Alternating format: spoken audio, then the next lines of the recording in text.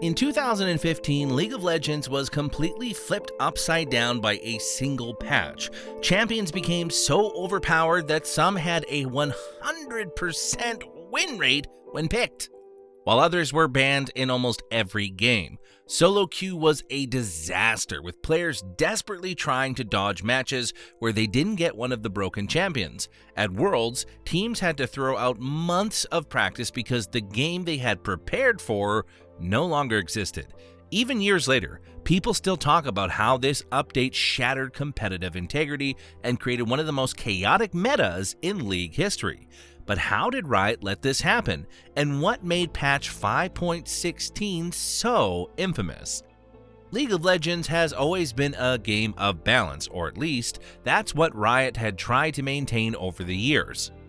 Every patch brings some level of change, whether it's small tweaks to champion stats or massive overhauls to entire systems. Most of the time, these updates cause some temporary disruption, but things tend to settle down after a few weeks. Sometimes, however, Riot goes too far, and the game enters a state of complete chaos. Patch 5.16 was one of those times. This wasn't just a case of one or two champions being a little too strong. This patch completely broke the game, affecting both casual play and professional tournaments in a way that had never been seen before. What made patch 5.16 so infamous wasn't that it made certain champions overpowered, it was that it completely changed how League was played. It wasn't just a meta shift, it was a fundamental shakeup that made entire roles feel obsolete. If you weren't playing one of the newly reworked juggernauts, you were fighting an uphill battle. Solo queue became a nightmare where every game revolved around the same handful of champions, and if you didn't pick or ban them, you were guaranteed to struggle. Professional play suffered even more, as teams that had spent months practicing certain strategies suddenly found themselves forced to adapt to an entirely different game just weeks before the biggest tournament of the year. Riot would eventually admit that some of the changes went too far, and most of the champions affected by this update would go on to receive additional reworks years later. But at the time, players were left to deal with one of the most chaotic patches in League's history, and for many, it felt like the game had been broken beyond repair. When Riot released patch 5.16, their goal was to make juggernauts, certain melee champions that had fallen out of favor, feel more impactful. Juggernauts were supposed to be tanky, hard-hitting but slow-moving champions who could dominate fights if they managed to close the gap on their enemies. Riot wanted to give them clear strengths and weaknesses, making them feel like walking behemoths who, while easy to kite, would become unstoppable forces if left unchecked. They took Nasus, a champion who thrives in the late game, and decided to apply that same philosophy to 4 underperforming champions. In theory, this seemed like a good idea. In practice, it led to one of the most disastrous balance updates League had ever seen. Mordekaiser was one of the most extreme examples. Before the rework, he was an unusual AP bruiser played in solo lanes, struggling to find his place in the meta. After the update, Riot did something no one expected. They turned him into a bot lane carry. This meant that instead of an ADC, teams could now run Mordekaiser alongside support, and he wouldn't even share XP like a normal duo lane champion. He would gain full XP from minions, leveling faster than his opponents and hitting power spikes way earlier than he should. On top of that, Riot gave him an insane new ultimate mechanic. Whenever he helped his team kill Dragon, he enslaved its soul, turning it into a massive pet that followed him around and dealt huge amounts of damage. This was as ridiculous as it sounds. If Mordekaiser's team got Dragon, the enemy team had to fight both his team and the Dragon itself. This mechanic alone was enough to break the game, and in competitive play, Mordekaiser had a 100% win rate whenever he wasn't banned. Darius was already a strong laner, but this update turned him into a pentakill machine. Riot changed his passive so that when he stacked his bleed effect to 5, he entered Blood Rage, which instantly applied max stacks on every future attack. This made him a nightmare in team fights, where one kill could snowball him into wiping out the entire team.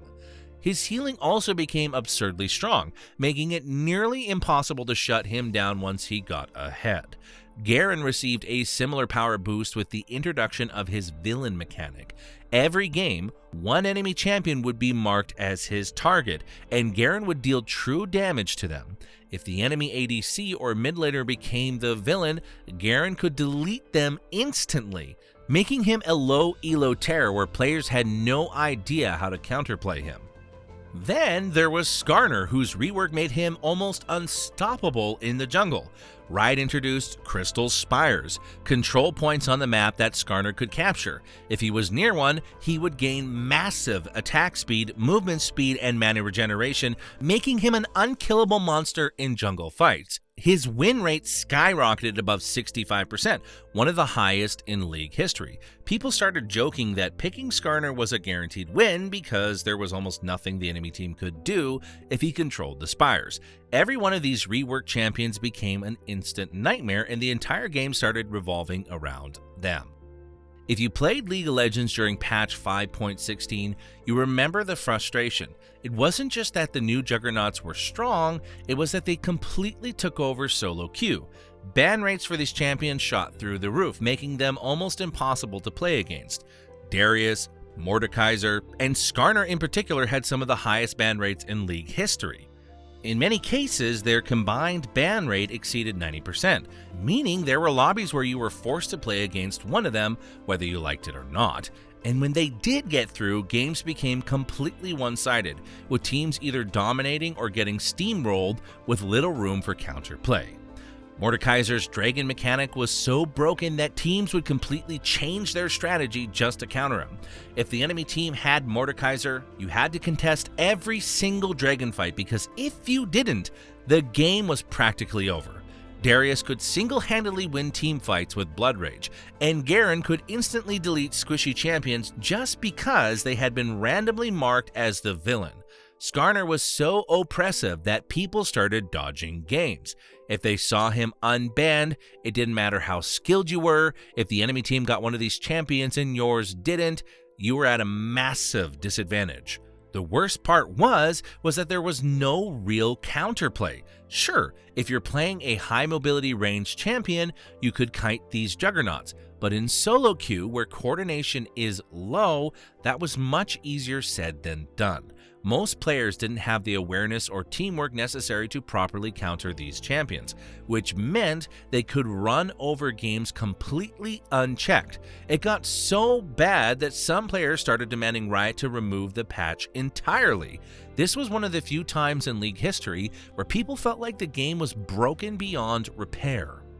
Riot responded quickly, at least for Skarner. Within 1 week, he was hit with an emergency nerf that reduced his power significantly. His base stats were lowered, and his Spire buffs were weakened, but even after the nerf, he remained a strong pick. Darius and Garen also received minor nerfs, but the reality was the damage had already been done. For months, solo queue was completely dominated by juggernauts, and it wasn't until the following season that the meta started to feel normal again. Players were stuck in frustrating one-sided matches where games often felt decided by champion select rather than actual skill.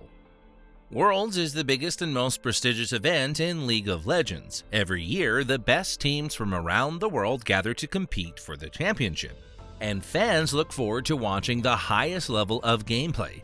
But in 2015, something was different. Instead of a tournament where teams showed off their skill and strategy, Worlds 2015 became a patch-related disaster. Patch 5.16 had introduced champions that were so overpowered that ignoring them simply wasn't an option. This meant that every game started with the same pattern. Teams on the red side had to waste their bans just to get rid of the most broken reworks.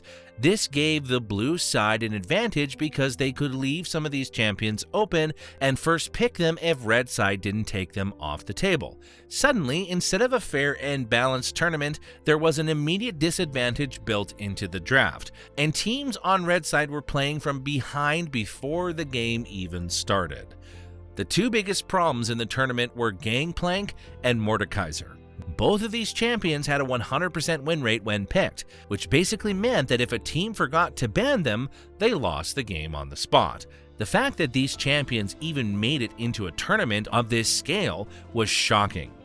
Riot learned an important lesson from this disaster. Never, ever drop a massive rework right before Worlds.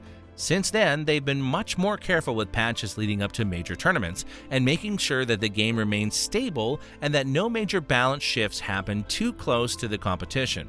The long-term impact of the Juggernaut update didn't end there. Riot eventually realized that most of the reworks in patch 5.16 had been failures. Over the years, 3 of the 4 Juggernauts that were updated in this patch were reworked again. Mordekaiser was completely redesigned, removing his dragon mechanic and making him more of a solo lane carry again. Garen's villain system was removed because it was too random and didn't really work in high-level play. Skarner, the champion who had become a joke for being broken in 2015, was also completely changed years later. The only champion who kept most of his Juggernaut changes was Darius, since his rework was actually successful in making him a strong but balanced champion.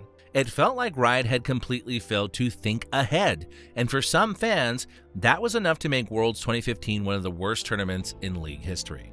But at the same time, you could argue that the chaos made Worlds 2015 even more exciting, because the patch forced teams to think on the fly. We saw some of the most diverse drafts ever in a Worlds tournament. Normally, pro play can feel a little stale with champions being picked over and over again. But in 2015, everything was unpredictable. The sheer number of bans used on Juggernauts and rework champions meant that teams had to dig deep into their champion pools, pulling out unexpected picks and new strategies. It made for a tournament where anything could happen, and some fans found that incredibly fun to watch. And then of course there was Faker. Despite the madness of the patch, SKT dominated the tournament, proving that even in an unbalanced meta, skill still matters. Faker's performance on champions like Ryze was legendary, and SKT's ability to adapt showed why they were the best team in the world. If the patch was truly game-breaking, SKT wouldn't have been able to dominate as convincingly as they did. In that sense, Worlds 2015 might not have been as fair as past tournaments, but it was still a spectacle. It was chaotic, frustrating, and at times completely broken, but it was also unforgettable. So what are your thoughts on this? Let us know in the comments below, and don't forget to like and subscribe to our channel. This is Christopher Romance signing off. Thank you so much for listening to League of Legends Unleashed, and we'll see you in the next video.